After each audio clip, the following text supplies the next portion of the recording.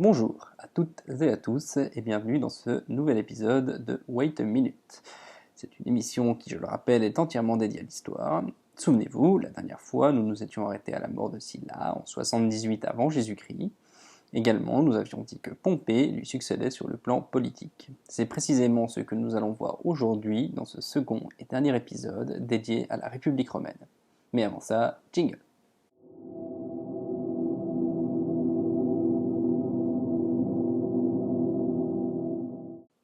Nous allons donc parler aujourd'hui de Pompée, ainsi que son principal adversaire Jules César, jusqu'à la mort de ce dernier en 44 avant Jésus-Christ, aux ides de Mars.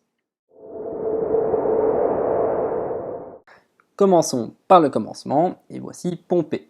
C'est un proche de Sylla, dès 89 avant Jésus-Christ, c'est également un homme issu de rang aristocratique. D'ailleurs, c'est dans l'armée de Sylla qu'il fera ses premières armes. Ses premiers vrais succès sont contre les partisans de Marius, qui sont encore présents en Espagne à l'époque. Il y est chargé d'y rétablir l'ordre dès 77 avant Jésus-Christ, et après leur avoir botté les fesses sévèrement, il reprend le chemin de Rome en 71, soit 6 ans plus tard, 6 ans de campagne en Espagne. N'oubliez pas que les trajets, surtout pour une armée, prennent beaucoup de temps à l'époque. Si la question des trajets, des hommes ou des armées vous intéresse, je vous conseille d'aller jeter un œil sur Orbis, c'est une sorte de Google Maps de l'Antiquité. Et nous pouvons voir par exemple ici qu'un trajet Rome-Constantinople en mai prendrait 20,7 jours à une armée, ce qui est aujourd'hui inconcevable. Laissons Pompée de côté quelques instants et intéressons-nous à un deuxième personnage très important pour l'époque. Il s'agit de Crassus.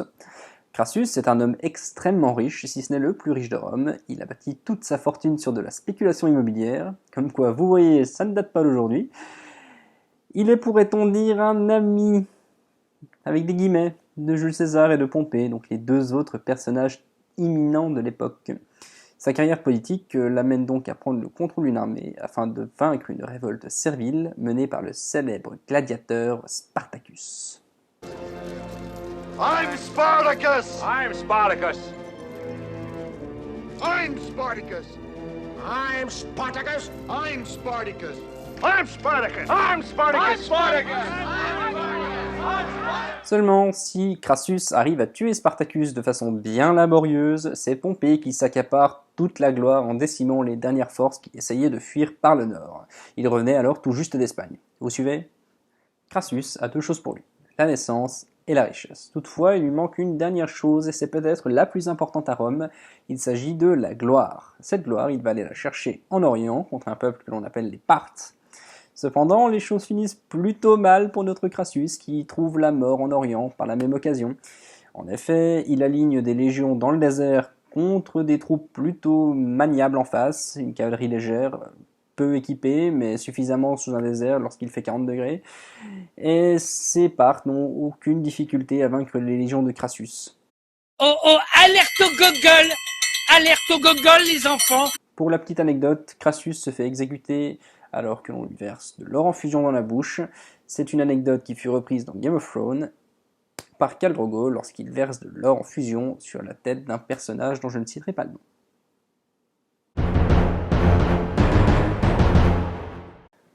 Mais revenons-en à notre ami Pompée. Pompée, il est chargé par le Sénat d'aller liquider une menace qui est en Méditerranée et qui perturbe énormément le commerce de Rome, il s'agit des pirates. En 2 ans, il va plier l'affaire, ce qui est plutôt pas mal pour l'époque. Seulement, Mithridates, vous vous souvenez de lui, c'est lui, fait encore parler de lui, et Pompée va rapidement lui faire sa fête. Donc en 65 avant Jésus-Christ, Mithridate n'a d'autre choix que de se suicider. Ah oui, il fallait pas l'embêter, Pompée. Pompée revient donc à Rome en 62 avant Jésus-Christ, où il célèbre un triomphe. Les citoyens romains l'adorent, mais le Sénat commence un petit peu à flipper. En effet, il semble un petit peu au-dessus des lois. Et maintenant, nous allons parler de celui que vous attendez tous, je veux bien entendu parler de Jules César. Jules César, il est né dans la famille des Iuli. C'est une prestigieuse famille romaine qui descendrait selon la légende de Vénus. Et ouais, rien que ça. Il est avide de gloire, comme les deux autres, Crassus et Pompée, et cette gloire, lui, il va la chercher en Gaule. Vous le savez probablement, c'est Vercingétorix qui unit les tribus gauloises, et s'il rencontre un succès éclatant à Gergovie, il faut le noter, il est toutefois défait à Alésia par le général romain. Pendant cette campagne militaire, César s'en moque un petit peu de la Gaule. En fait, il a les yeux rivés sur Rome, où ses principaux ennemis politiques l'attendent de pied ferme. En effet, depuis la mort de Crassus, Pompée ne voit plus trop l'intérêt de s'entendre avec César maintenant qu'il se pense tout puissant à Rome. César rentre donc de Gaulle. Et là, il faut clarifier un petit peu la situation. En effet, lorsque César rentre de Gaulle, il n'est plus vraiment un général, puisqu'il est dans l'illégalité en gardant ses légions. Il devrait normalement les dissoudre. Sachant toutefois que la guerre avec Pompée est inévitable, il franchit en 49 avant Jésus-Christ le Rubicon. C'est un fleuve qui était moralement la frontière à ne pas franchir avec des hommes en armes pour rentrer à Rome. À cette occasion, il prononcera la célèbre maxime, que beaucoup d'entre vous, je suis sûr, connaissent, Alea jacta est. Ça se traduit par le sort en est jeté, et puis YOLO, on verra bien. César a donc ses troupes toutes prêtes et entraînées par la guerre des Gaules, tandis que Pompée, lui, il a pas trop eu le temps de lever ses troupes, il a un peu pris de court, et du coup il est obligé de fuir en Orient.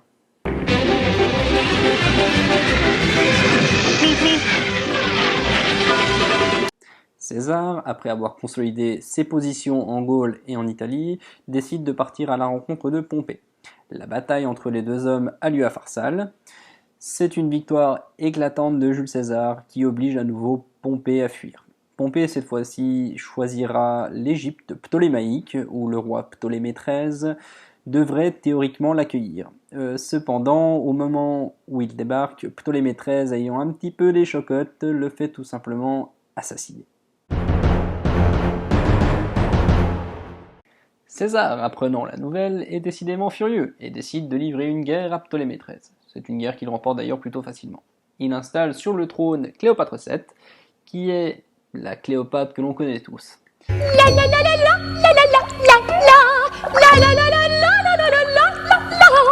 Il part ensuite en Orient, une fois de plus me direz-vous, pour botter les fesses du fils de Mithridate, qui visiblement, lui non plus, n'aimait pas trop Rome.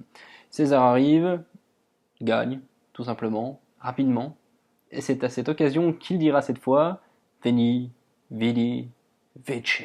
Je suis venu, j'ai vu, j'ai vaincu. Quel beau parleur c'est César.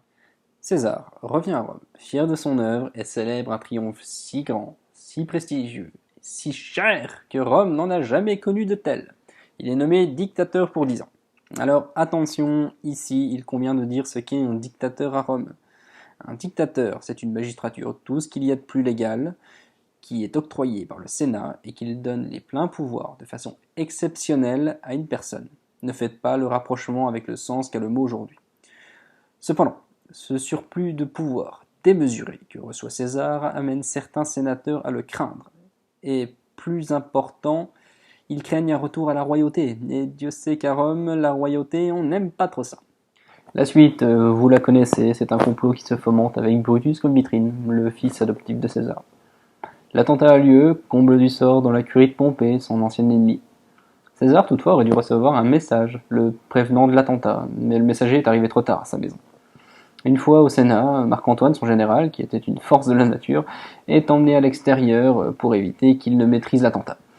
Brutus et ses conjurés sautent alors sur le dictateur et le poignardent à 23 reprises. Nous sommes donc le 15 mars 44 avant Jésus-Christ, César est poignardé. C'est quand même pas de peau, puisqu'avant il venait d'être simplement nommé dictateur à vie, ce qui n'était encore jamais arrivé, et peut-être qu'à terme, ça aurait été le premier empereur, car je le rappelle, César n'a jamais été empereur. C'est Octave que voici, le fils adoptif de César, il élimine un à un ses rivaux et prend le titre d'Auguste. C'est le début des empereurs romains, mais tout ceci c'est une autre histoire. Et peut-être que nous la verrons dans un prochain épisode de WAM. Merci de nous avoir écoutés, n'hésitez pas à laisser des commentaires ou à vous abonner pour ne rien louper de nos prochaines vidéos.